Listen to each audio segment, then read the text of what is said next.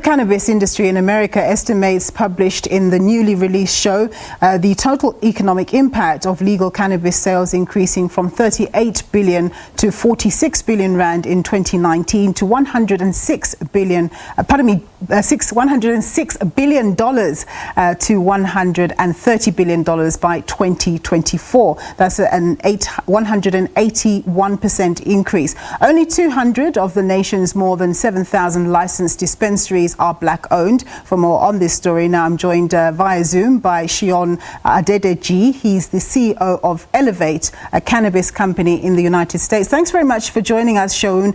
Now, of course, it's a very interesting development that there's obviously been this massive demand for cannabis in the legal market. Just tell us about the trends that you're seeing there.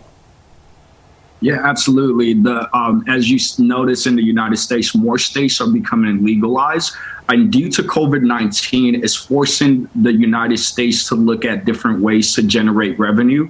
One of the different ways is emerging market. As you've noticed, the trend of cannabis now, there's about 36 states in the United States.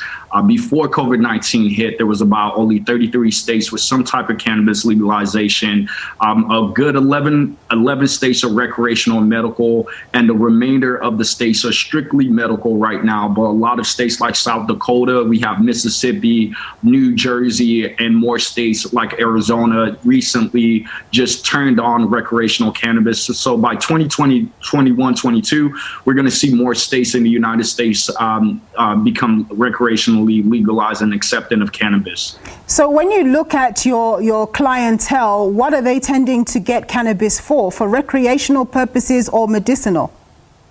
I think that when you look at recreational and medicinal, it's the same thing. They're solving different problems, right? For anyone that used the medication cannabis, they're using it for stress reliever, to help them focus, to help them sleep, to help them eat, trimmers. There's a plethora of different ways that cannabis can be utilized and consumed.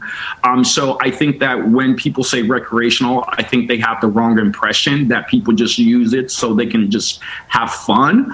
I think that that's part of it. Some people need to be a lot more relaxed, a lot more common, or they need the ability to get more active, to get more elevated so they can enjoy their day-to-day lives. Yeah. So for you as a merchant, your story is very interesting because you used to get into trouble when you used to sell it illegally, and now you sell it legally. Just tell us about that.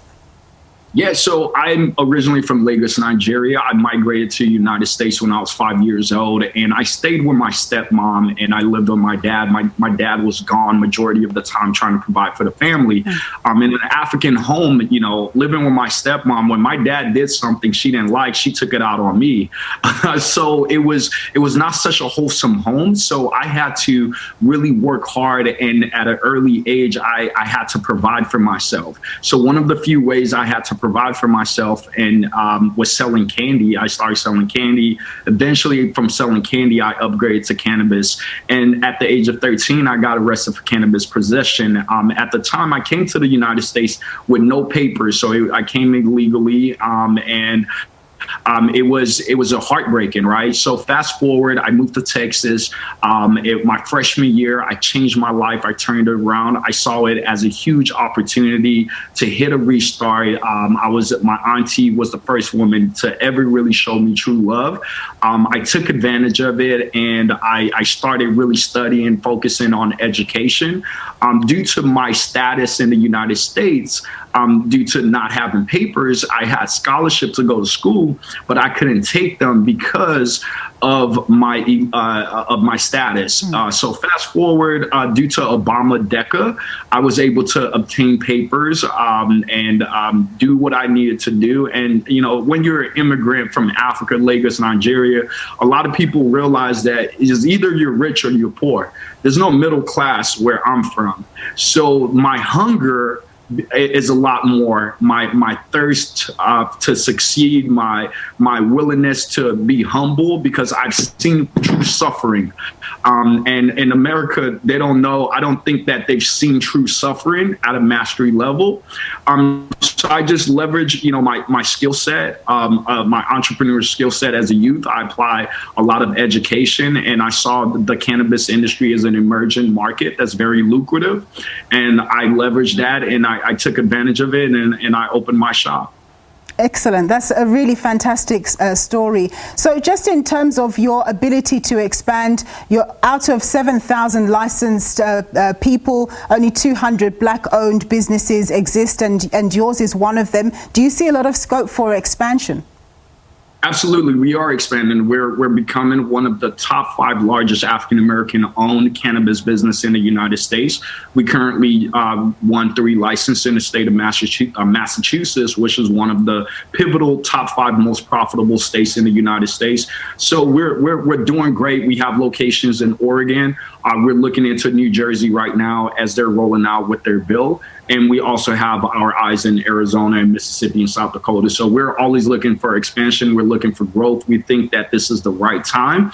There's more states that's going to come open, but I think that with the amount of knowledge and experience that we have, we're really in a great position to continue our expansion plans. Yeah. One last thing before I let you go. Here in South Africa, we do have people who are now allowed to make cannabis, but more for medicinal purposes. Do you think that's the wrong rationale, and that in fact government here should rather just allow them to sell cannabis as you do in the United States, because like you say, it serves to aid a lot of people in different ways? I think that, yes, because right now people are selling it in the streets illegally. So I rather let it be regulated so that the South Africa can benefit from the taxation associated to this business. They can benefit from the wealth instead of it going out to, in the streets where, people is not regulated. They might be mixing and putting different chemicals and growing the product.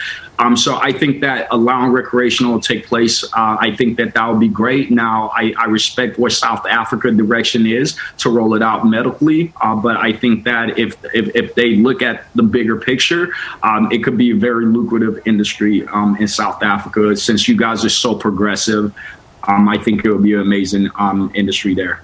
Thank you so much, Seun, for your time, sir. That was Seun Adedeji. He is the CEO of Elevate, and he's a cannabis company in the United States. A 45-year-old man briefly appeared in the Pretoria Magistrate Court for allegedly raping